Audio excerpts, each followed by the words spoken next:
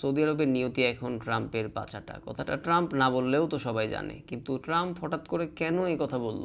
Trump আসলে সারা দুনিয়াকে দেখাইতে চায় যে মধ্যপ্রাচ্যে অস্থিরতার কারণে সৌদি এখন পুরাপুরি আমেরিকার উপর নির্ভরশীল। আর মধ্যপ্রাচ্যে অস্থিরতা তো আমেরিকা নিজেই বানায় রাখছে, যার কারণে সৌদিকে আমেরিকার দিকেই তাকায় থাকতে হয়। কখনো না কখনো আবার ইসরায়েলের উল্টাপাল্টা বাড়াবাড়ির কারণে, অথবা কয়দিন পর পর ইরানের পরমাণু নিয়ে আমেরিকার নাটকের কারণে ইরান সৌদি আরবে মিসাইল হামলা করে বসে।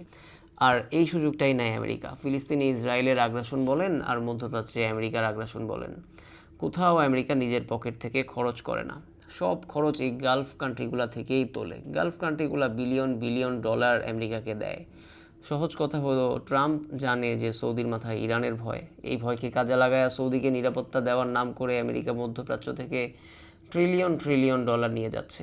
2017 হোক অথবা 2025, ট্রাম্পের মধ্যপ্রাচ্য সফরের মূল উদ্দেশ্যই ছিল মধ্যপ্রাচ্য থেকে ট্রিলিয়ন ডলারের ইনভেস্টমেন্ট নিশ্চিত করা। এখন প্রশ্ন হলো, ট্রাম্প হঠাৎ কেন এত বাজে কথা বলল? কারণটা সিম্পল। এই যে ইরানে হামলা হলো, এর পিছনে সৌদি জোটের বিশাল লবিং ছিল। এমনকি নিউজ বলতেছে যে সৌদি বাদশাহ নিজেই ট্রাম্পকে পুশ করছে যেন ইরানকে একটা শিক্ষা দেওয়া হয়। ট্রাম্প এখন সেই সুযোগটাই নিচ্ছে। সে এখন সৌদিকে বুঝাই দিচ্ছে যে যেহেতু আমি তোমাদের কথা মতো ইরানে অ্যাটাক করলাম, এখন তোমাদেরকেও তো আমাকে কিছু দিতে হবে।